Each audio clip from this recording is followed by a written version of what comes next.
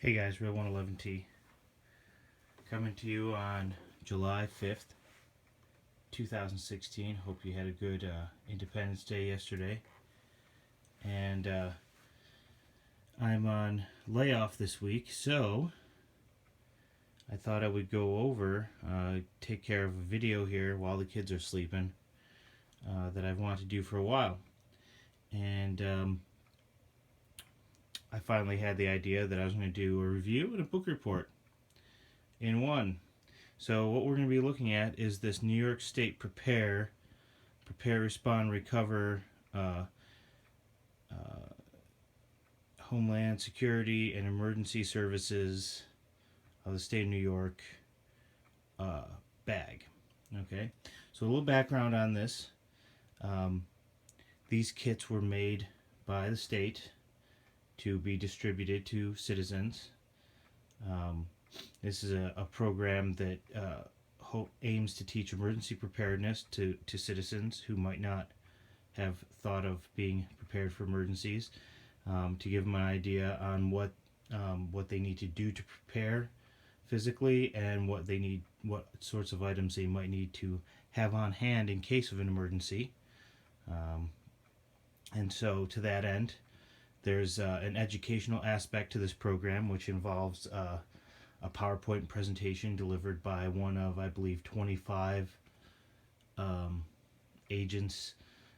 This class I went to, there was a U.S. Army Master Sergeant who came out and gave this PowerPoint presentation. And then the other aspect is these kits. And from what I understand, there were about 100,000 of them made, possibly more. And so we're going to take a look at what's inside here.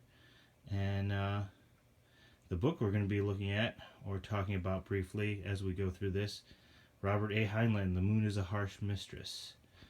Okay, which is another book that I've read recently.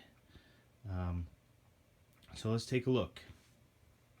By the way, this other bag here that is conspicuously in the shot is a kit that I put together myself using my own money some years ago. Okay, and I was looking through my videos to see if I'd done a review of it. That's probably going to be a separate review, okay, that'll be coming out maybe today. But you'll be able to compare and contrast. Obviously, this kit here is a very basic kit, okay, but we're used to seeing those, you look through Emergency Essentials, or if you go down to Walmart, they've got these basic kits. So that is basically what this is. And I really think from looking at it that it's designed to be sort of a seed kit, a kit that you add items to. So whereas this kit here was built from the ground up by me for my particular needs, which really is the best way to do things. But I suppose if you're the sort of person who isn't going to do this no matter what, this might make sense to you. Okay, but we'll get into that a little bit more. First thing, let's take a look and see what's inside here. We're going to open it up and get all the contents out. It's pretty basic stuff, as you would imagine, but let's take a look at that. Okay guys, so here it is all laid out. First thing, a word on the actual bag. This is a decent quality. It'd be a decent quality for a kid's book bag. It's nothing super special. It's nicer than some of the ones I've seen on some of the basic kits. So I don't know how well it would wear. It's definitely not super heavy duty. It's not a hiking pack or anything like that. It's basically, the idea is that it's just a basic backpack. So going through the items real quick, there's no need really to dwell. Okay, we got down here, there are 6 water pouches. I'm not too keen on those, but it's definitely something. A very, very basic first aid kit right here. Okay, we've got a mini AM FM boombox, important for you to have your communications. So you can get your public announcements in an emergency. That comes with 4 off-brand AA batteries, uh, a light stick, 2 mil 10 feet by 10 feet plastic sheeting, which can be used to make shelters, can be used to seal doors and windows, a foldable 2.5 gallon water container, okay, a little Mylar space blanket. Down here we've got a pair of safety glasses, I think it's an N95 mask, and some cheapo work gloves. Definitely better than nothing. A very small roll of duct tape, and an incandescent Rayovac flashlight with 2D batteries. And then last but not least, we have down here, we have a lifeboat ration. So, you know, all in all, a good sort of a seed kit. I mean, I'd like to see a container for water. I'm surprised they didn't put, you know, like a knockoff $1 water bottle in there or something like that. But I mean, the idea is that the end user would make it fit their own needs. I know the emergency drinking water pouches, you know, they seem like a good idea, but you know they're going to get frozen. They don't hold a particularly lot of water, you know, for their size, and it just seems kind of an expensive thing to do. Other than, you know, I really would have imagined there to be bottled water in there, except bottled water comes in such thin bottles nowadays that that it probably wouldn't be good. But I guess, you know, those are Mylar bags. They're probably better for you in the long run. So yeah, so it's a basic kit, okay? And like I said, thousands and thousands of these were made. I know this one is not mine. For in the interest of full disclosure, a friend of mine got one of these. I went to one of the talks, but the talk that I went to was not one of the ones where they're distributing the kits. Okay, so basically, there's 2 different ways they have this program. One is, you know, the representative comes out and gives the PowerPoint presentation, question and answer. You know, and that was good. I can definitely tell you that of the very few people that were there at the one that I was at, there were some people that got something out of it. I didn't get a whole heck of a lot out of it, but you know, I've been thinking about this stuff for years. But it definitely did some good there for those people, and you know, I don't know how much it cost to put him there, but and then I know that these were distributed at the local high school. They literally gave one of these kits to every single kid at the high school, and I mean that you're pushing over 1,000 kids. So, you know, there's different ways of looking at it. I'm kind of conflicted. You know, I like free stuff as much as the next guy, I guess. But you know, when it's coming from government, you know, from what I understand, these kits were put together. There was money in a budget somewhere that needed to get spent, and it got spent on this. You know, we have high taxes here in New York State. You know, it would have been cool to maybe get a reduced income tax from them, or maybe a check back. That's funny. You know, I thought it was a stunt when George W. did it back in the day, but you know, once government has your money, they're going to spend it on something. Now, is this the absolute worst thing they could be spending money on? Yeah. I mean, you're going to see in the next video when I get into the kit that I put together, you're going to see that obviously you're going to put a more competent kit together yourself, you know. But if you have someone who absolutely is not going to do anything on their own, okay, this is definitely better than nothing, you know. And the reason that the moon is a harsh mistress fits in here. Let's focus here. Hans Stoffel. There ain't no such thing as a free lunch. Okay? You know, this kit is free. to the people that we're giving it to. It wasn't given to everyone, right? Select people, randomly almost in this state. If your county, decides to have an event where you're worthy to get one of these kits, you get one of these kits. These are paid for by everyone, I'm sure. Okay. If not, if it doesn't come out of the state budget, it comes out of a federal disbursement to the state, which also I consider to be partly my money because I pay federal taxes as well. So basically, they collect money from everybody and they give some people this. And the real question is, like if I got one of these kits, I would consider it to be kind of wasted money, because I'm already much more prepared than this. If someone handed it to me, I would take it probably. I don't want to make it sound like I'm some kind of ideologue that would definitely not take it. But the question is, so if we look at people who are not going to do it on their own, if the education component, this is the booklet that I got, and this is excellent. It's full of a lot of good information, and somewhere here there's a picture. Yeah, there's a picture right here, basically of how to make this kit. Although I don't think that trauma gauze is in that little first aid kit. I might be wrong. The education aspect I like, especially for people, if you had a large number of people, to educate them on what to do. Get that back in focus. I think that's money well spent. A lot of people just don't think of stuff. And maybe they should, but if they don't, if there's anything you can do, I think that is your best value. Okay, putting a kit like this together, it'll benefit people who won't do anything on their own.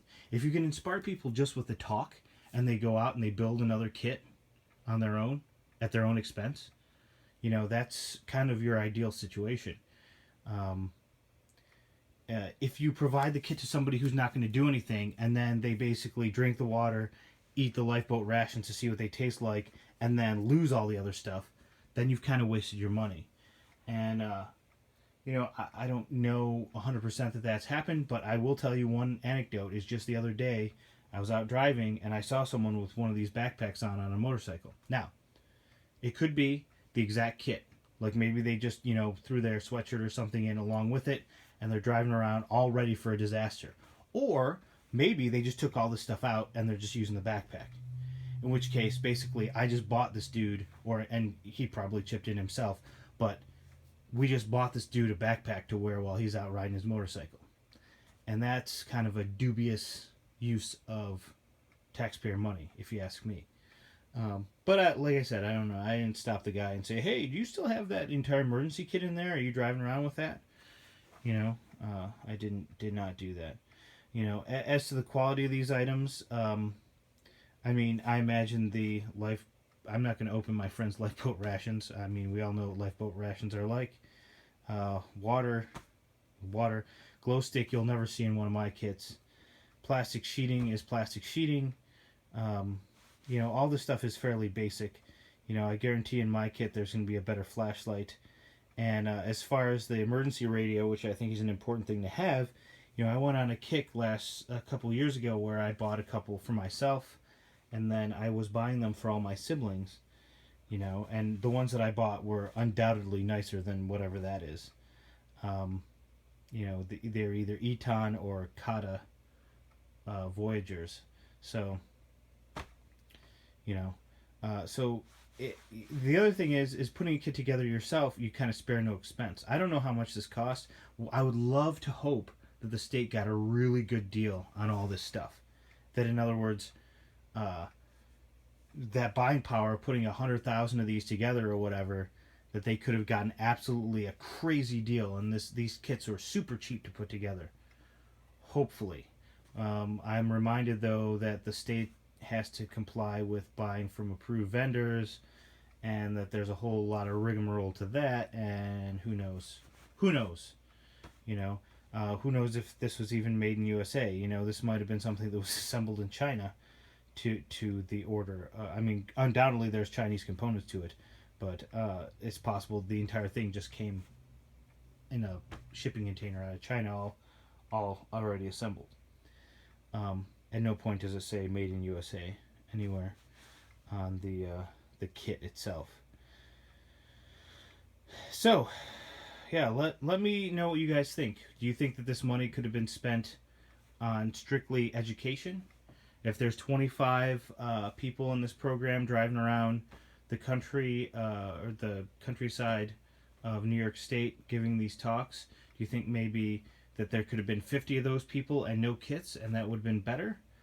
Um, and I'll point out that from what this master sergeant told me, there is no charge for this. Basically, the cost is taken care of by the state. So if you had an organization, like a scout organization or a fraternal organization or any grouping of people, a school, you call the state up and say, hey, we want you to come out and give a talk, and they'll come out and they'll give the talk at no charge. I'm not exactly sure how the kits work. I think, from what I've been told, the county decides whether or not the kits are going to be distributed. So I imagine that maybe that means the county pays the state for them, but the state has a warehouse somewhere full of these things. So yeah, I mean, it's basic. It'd be, the way I look at it is it's the sort of thing that you could, if you had in the trunk of your car, it'd be better than nothing if you were stranded somewhere, and it would be the sort of situation where if there was a big natural disaster, like an ice storm or something like that, that would tide you over until, the government comes in and saves you. So, yeah. But at the same time, these ideas. In The Moon is a Harsh Mistress, for those of you that don't know why this is appropriate to this time of year, is that it is basically a retelling of the American Revolution set against, like the moon declaring independence from the Earth. There's a lunar colonies, and basically the sorts of practical matters, the way that life is on the moon, it's a tougher sort of existence. Even though they've got these established colonies that are self-sufficient, it's tougher than being back on Earth. And so that's where the idea of there's no such thing as a free lunch. I mean, you pay for your air on the moon. You have to pay for it in your taxes, or else you get to go outside, basically. So there's no free lunch on the moon. Okay, it's a great book, and it says right on there, his classic Hugo Award-winning novel of libertarian revolution. Okay, I'm telling you guys, it amazes me how relevant it is today. Watching Bernie Sanders talk, basically,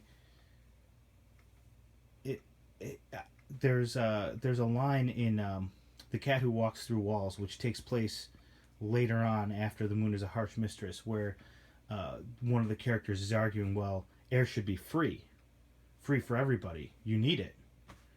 And basically, he gets into a disagreement with the other characters who understand why that system is. Okay, and what makes it worse is he's already, this character who says, the air should be free, is already living on the coattails of these other characters. Like, he doesn't have any income himself, he doesn't have any money himself. They're basically paying his way to be nice, and basically he says, well, I should have more for free, basically. And it's amazing. Like, it really sort of resonated with me, hearing, you should have free college, you should have this, you should have that, all this free stuff. I'm kind of turned off to government giving free stuff, because I realize that that's my stuff. Okay, and maybe I'm being a selfish jerk, but I have to believe that it would be simpler for me to give it to them than for me to give it to the government and government to give it to them, and there's probably would be less of a loss there. Okay, but at the same time, they don't want that, because if I'm giving it to them, then it's sort of charity and they feel bad about it. But if the government gives it to them, they're entitled to it, right? And we see this a lot. Okay, and I really think it has to happen less. I really do. I mean, there's people who are in need, okay, in our country. But then there's an awful lot of people who fall into this zone where, you know, if you think about those people where they're on unemployment, but if they get a job, they're going to go from working no hours a week to 40 hours a week. And they do the math and realize, well, I'm only going to be making like $50 more a week. So why would I work 40 hours for $50? You know, like it doesn't, for some people it just doesn't occur to them that, you know, well, you're actually earning your money as opposed to having someone give you your money, you know, that there's something intrinsically better, you know, because we've taught people that they're entitled to so much. And I don't know where it's going, guys. I really don't, you know. With it seems like there's so many people fighting over the resources they're fighting over are so limited, you know.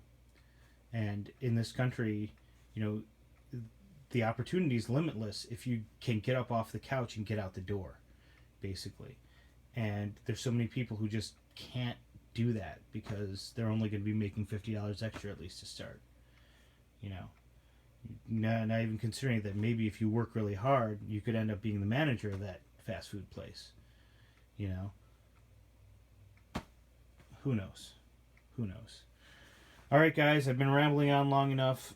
Stay tuned. I'm going to, in the next video, I'm going to open up my the kit that I put together, which is this. You know, like I said, I put this kit together probably 10 years ago, honestly, and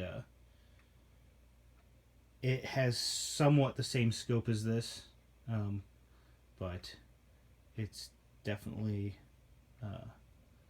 designed by me for me. All right. Talk to you later.